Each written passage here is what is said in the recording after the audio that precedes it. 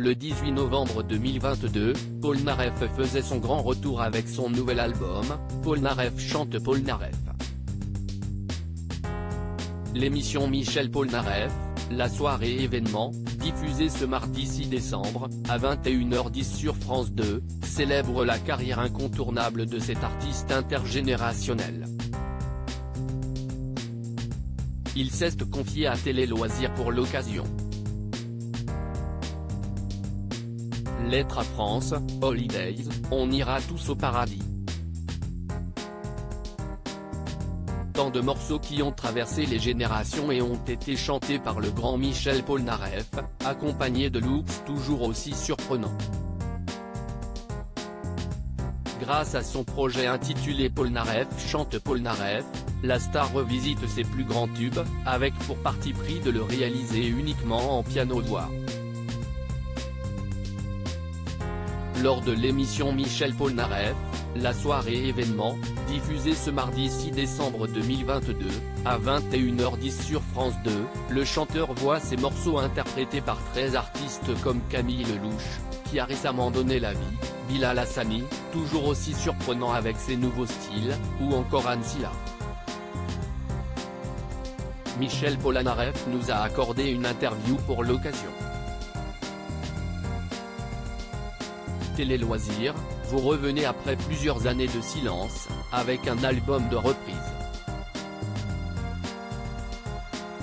Pourquoi maintenant? Michel Polnareff, c'était une envie.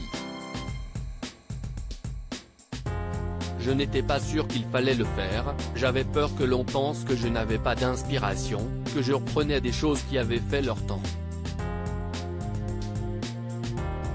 Cela a été émotionnellement un peu compliqué, parce que cela me ramenait à des situations personnelles que je n'avais pas forcément envie de revivre. Malgré vos craintes, vous avez passé le pas. Qu'est-ce ce qui vous a motivé? Je voulais revenir à quelque chose de plus intimiste. Je pense que l'on a réussi à donner aux fans une matière différente. C'est comme s'ils étaient assis à côté de moi, dans mon salon. Comme si je jouais pour eux, sans production trop riche. Comment avez-vous sélectionné vos titres? J'ai choisi certains des plus gros tubes. Ils étaient tous évidents, peut-être à part Mes regrets, qui n'a pas été si célèbre lors de sa sortie. Ce qui est un peu compliqué, si est que sur les versions originales, on ajoute des choses. Avec cet exercice, on en enlève. On passe à l'essentiel. Pour l'émission Michel Polnareff, la soirée événement, France 2, vous avez chanté en duo avec vous-même, du moins avec votre hologramme. Comment avez-vous vécu cette expérience? J'ai été très surpris en arrivant sur le plateau, en voyant cet hologramme. C'est quelque chose de très profond. C'est du divertissement, certes, mais cela fait quand même un drôle d'effet de se retrouver en train de chanter avec soi-même, et avec son passé. C'est impressionnant. Cela a-t-il changé votre regard sur certains de vos morceaux? Non, pas du tout.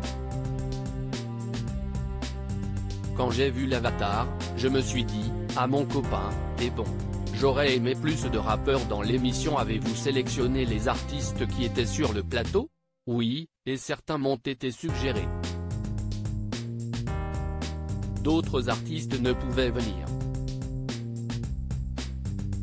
Je voulais Clara Luciani, Juliette Armanet, Ochi. Mais ils étaient très pris par leur propre carrière, et tant mieux pour eux.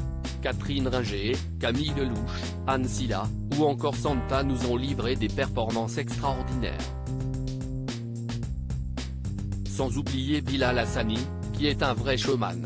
Vous avez marqué plusieurs générations. Y a-t-il un artiste en particulier que vous admirez? Non. Plusieurs, oui. En revanche, j'aurais aimé plus de rappeurs pour l'émission. dont Jul, que j'aime bien.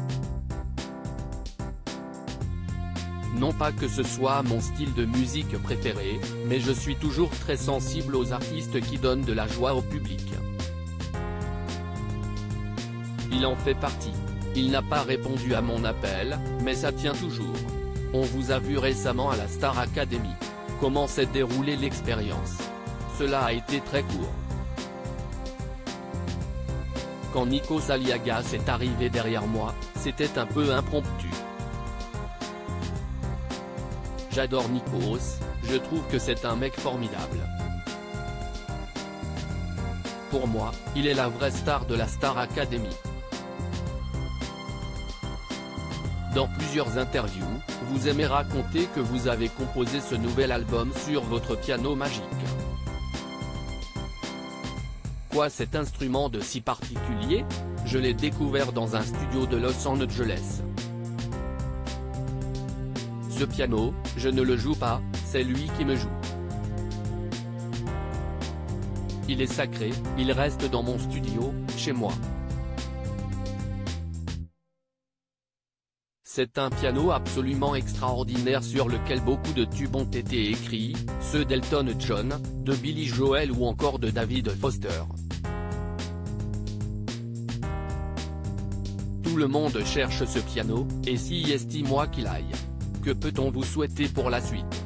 Tout le bonheur du monde, si est-il essentiel. À lire aussi Phobie, Psy. Michel Polnareff se confie sans langue de bois sur ses périodes difficiles.